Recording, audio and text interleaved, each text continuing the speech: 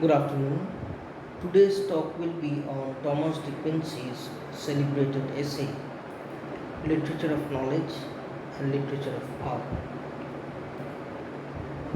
With regard to this essay, which was originally written as some form of a review of the poetic output of Alexander Pope, critics have struggled with the author Thomas de Quincey's definition of literature for over 1.5 centuries. His definition of literature was first offered in Letters to a Young Man Whose Education Has Been Neglected, written in 1823, where he presents a plan of study for the would-be man of letters. Thomas de Quincey thereafter returns to and revises his definition of literature in another review essay, The Works of Alexander Pope, written in 1848. In both instances, he aligns literature with what he, borrowing from William Wordsworth and possibly William Hazlitt as well, calls power. In the earlier text, de Quincey opposes literature to knowledge, claiming that literature quote-unquote communicates power, while everything that is not literature communicates knowledge. In the latter definition, the opposition is less rigid. He writes that literature fulfills two essential functions. The transmission of knowledge is the first function, and the transmission of power is the second function. And he says that every literary text is thus an economy of knowledge and power. Readers of Thomas de Quincey have noted an important shift in the definition of literature from the earlier text, where de Quincey defines literature more in psychological and affective terms, to the latter text, where he defines it. In the works of Alexander Pope, which effectively is Quincey's review of the poetic output of Alexander Pope, de Quincey defines and explains the necessary role of the literary critic in modern society. He says, and I quote, "As books multiply to an unmanageable excess, selection becomes more and more a necessity for readers, and the power of selection more and more a desperate problem for the busy part of readers. The possibility of selecting wisely is becoming continually more hopeless, as the necessity for selection is becoming continually more prime." So even as early as Quincey, at that time, Quincey could visualize that society or the civilization could essentially suffer from a flood of books, part of which passes off as literature and part of which does not. But nevertheless, most readers are confused as to what to choose and read within a short span of time. So as more and more books were published, it becomes more difficult for readers to select a book that is worth reading within the time that he has. When faced with such a dilemma, readers are likely to read whatever is at hand instead of taking time to select wisely. As a result, according to Quincey, readers are less likely to read books that ought to be read and instead waste valuable time reading books unworthy of them. In response to this dilemma, there arises a need for a class of professional readers, critics, who will read all the books that are published in order to reduce to a minimum the amount of wasted time. If reading is never to be a waste of time, the public's reading of any text must chronologically follow the professional readers. The determination of a book's value must be made in advance of the amateur reader, to leave more time for him to read books worth reading. Quincey says that as more and more books are published and as literature expands, becoming continually more of a household necessity, the duty rests upon critics, who are by habit vicarious readers for the public, becomes continually more urgent. Unquote. The two passages in the essay where Thomas de Quincey makes his thesis most apparent read like this, and I quote. He says, "There is first the literature of knowledge, and secondly, the literature of power. The function of the first is to teach, the function of the second is to move. The first is a rudder, the second an oar or a sail. The first speaks to the mere discursive understanding, the second speaks ultimately. It may happen to the higher understanding or reason, but always through affections of pleasure and sympathy. Remotely, it may travel towards an object seated in what Lord Bacon calls dry light, but proximately it does and must operate, else it ceases to be a literature of power.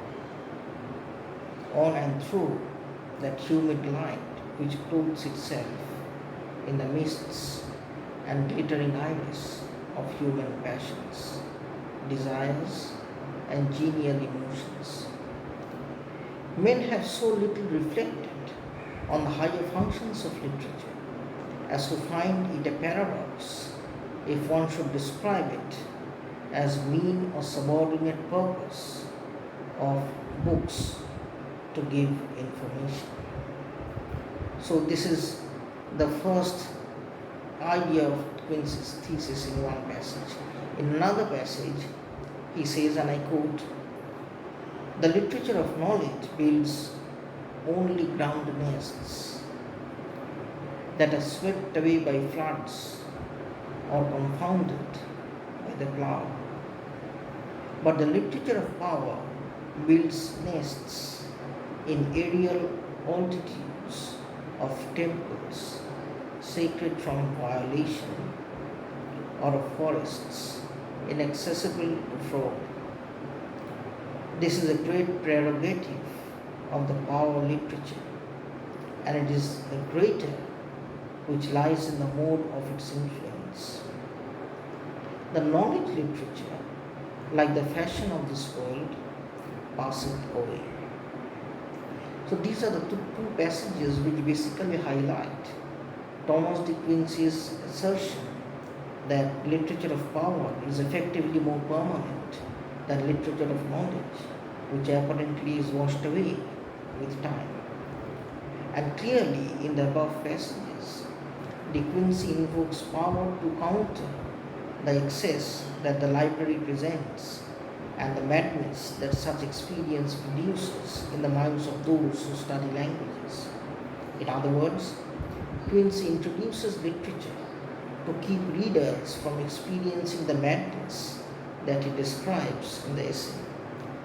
The books in the library had the capability to please and instruct, but they were not literature, which de Quincey is careful to explain as something which neither pleases nor instructs. He asserts that literature's proper function is merely to communicate power and not knowledge. Books that communicate knowledge do so by privileging the semantic or referential function of language. In contrast, literature, on the other hand, provokes the recall of vivid emotion, the putting to surface, as it were, of deep-lying emotions and the mental world of both the writer and the reader. Power, according to Quincey, actualizes modes of feeling that are inert and already present within the reader. Quincey apparently has some trouble positing a further definition of power and instead defines it in the form of a rhetorical question where he asks, "Now, if it be asked what is meant by communicating power, I, in my turn, would ask by what a name a man would designate the case in which I should be made to feel vividly and with a vital consciousness, emotions which ordinary life rarely or never supplies occasions for exciting, and which had previously lain unawakened and hardly within the dawn of consciousness." He says, "I say, when these inert and sleeping forms are organized, when these possibilities are actualized, is this conscious and living possession of mind power? or what is it?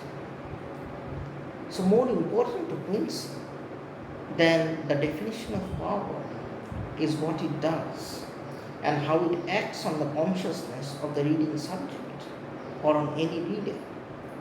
Instead of answering the question directly, that imagines his reader posing to him as to what is power, he supplies his answer in the form of yet another question, which is, if this is not power, what is it?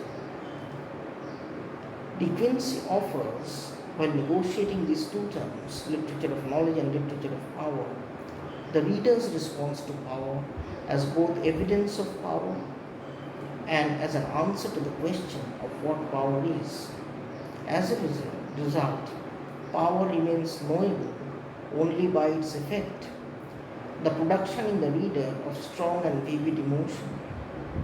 In this way, De Quincey's power can be, and often has been, read very much in line with the romantic aesthetic theory that celebrates, in a sense, literature and the arts for their ability to inspire vivid feelings. Quincey's value or the value of the essay of Quincey rests entirely in this, that for the first time he is actuating or expressing a condition of the power of literature to move people emotionally, something that appears very closely to what Wordsworth would write in his definition of poetry. So, what we have in the literature of knowledge and the literature of power are nothing but distinctions, whereby Quincey wishes to assert that the literature of power shall stay because of its inherent tendency to appeal to the universal that lies deep within man, and literature of knowledge is something that by being virtue of being outdated in due course of time as newer knowledge piles on the old, becomes washed away, or is rather washed away or disappears with time. So this is all that we need to keep in mind when we are reading this essay of Thomas de Quincey, Literature of Knowledge and Literature of Power.